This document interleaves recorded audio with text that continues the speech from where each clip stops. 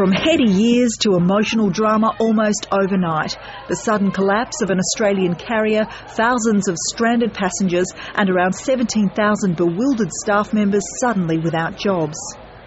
Air New Zealand had bought the already ailing airline just 18 months before, so its crash, announced in the middle of the night, caught most by surprise.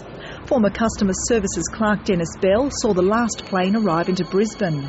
We simply brought all the folks off and took the bags off, locked the aeroplane up and locked the terminal up, and everyone went home.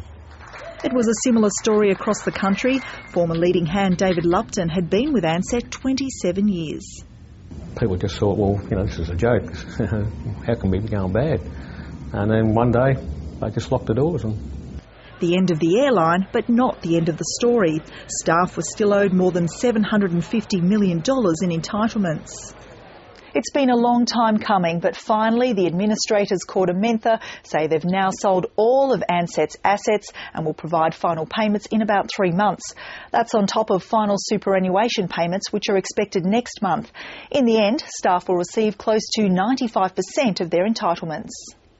If you take as an analogy OneTel and HIH, if you look at the way their folks were treated during the collapse of those companies, I think that what meant the Corda and the unions have done has been a wonderful thing for the Ansett people.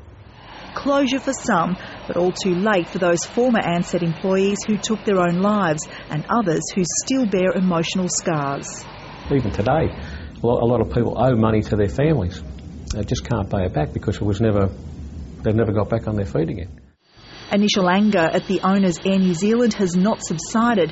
Neither has accusations the Howard government profiteered from the $10 ticket tax it added to flight prices. The profit that was made by the Howard years should be paid to those employees that the profit's supposed to have served. Which means the final chapter of the Ansett story may be yet to be written. Tracy Kirkland, ABC News.